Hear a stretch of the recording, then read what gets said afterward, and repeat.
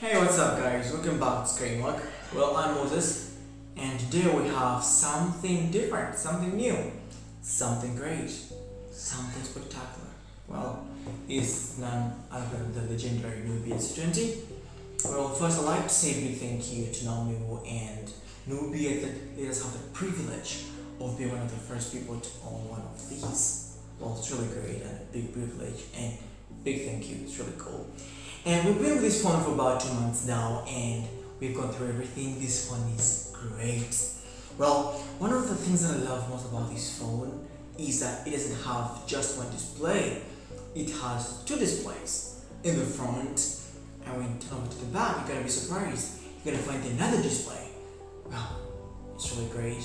Maybe you don't believe me? Why don't we just find out? Nubia Z20, the coolest thing about it is that it has two screens or two displays in the front and in the back, so that really opens up a new window of opportunities on how you can use your phone.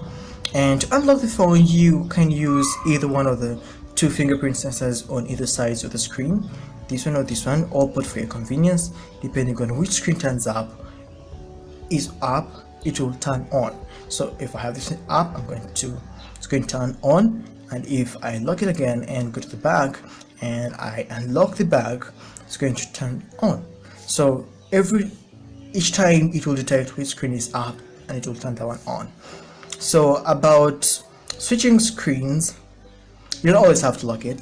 In default, you're going to have these menu modes that if you want to go over to the secondary screen, you'll have to use this option where you click that and you switch to the other screen, which I find a little bit hectic because it's not convenient. So I'd recommend using this other option called the auto swap, that if I flip over my phone, it's going to automatically swap to the other screen.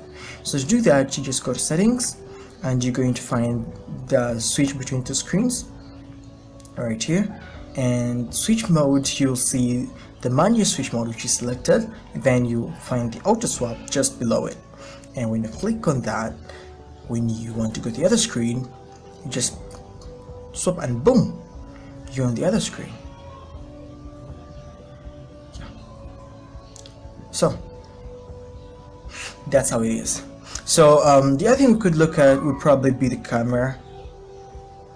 The camera, we have all the way from 7 megapixels to 48 megapixels on both sides on both cameras, if using the front screen or the back screen. And in the video we have all the way from 720p to 8K beta, but that's probably recommended for outdoor use, for nature and when you're out. But when you're indoors, you have all the way to 4K at 60 frames per second, which is pretty cool. But for some reason, when you go over to the other screen, you'll find the same options. When you go to camera, you'll find all the way to 48 MP camera. Then if you go to the video, you realize that you can go to 4K or 4K, 8K. You only have 720p and 1080p. For some reason, I don't understand why it has to have only those options. Probably this is considered as selfie. If you want to take a selfie, it uses the same cameras for both selfie and as your main camera. So you can just say choose and use it as your selfie. Alright, so on the other options that we have, you can customize different things here. We have the super eye care for secondary screen, and in default you're going to have it on super, that if you're on the other screen, it's going to kind of protect your eyes or something. I don't know why they included that. I don't really use it. I like having the same display on both screens, so I just keep it down to basic, that whatever color is on this side will be on the other side, which I find pretty cool. So yeah, things you could mess around with, the pressure border, that is actually like a gesture. If you want to take a screenshot, you make a super long grip and it's going to take a screenshot either way of the screen when you make a yeah, it's going to take a screenshot. Then if you make a short grip, it's going to open an app.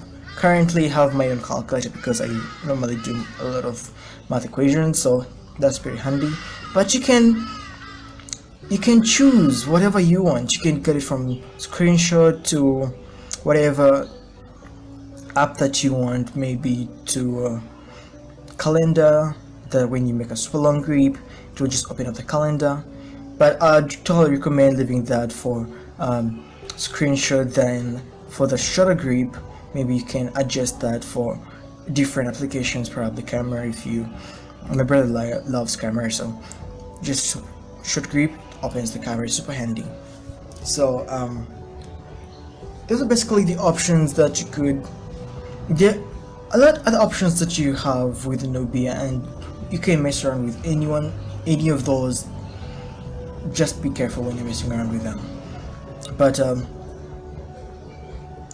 the other side, it trains on Android 9 and it has 128 GBs. It doesn't have external storage. Okay, that was basically about the Nubia Z20.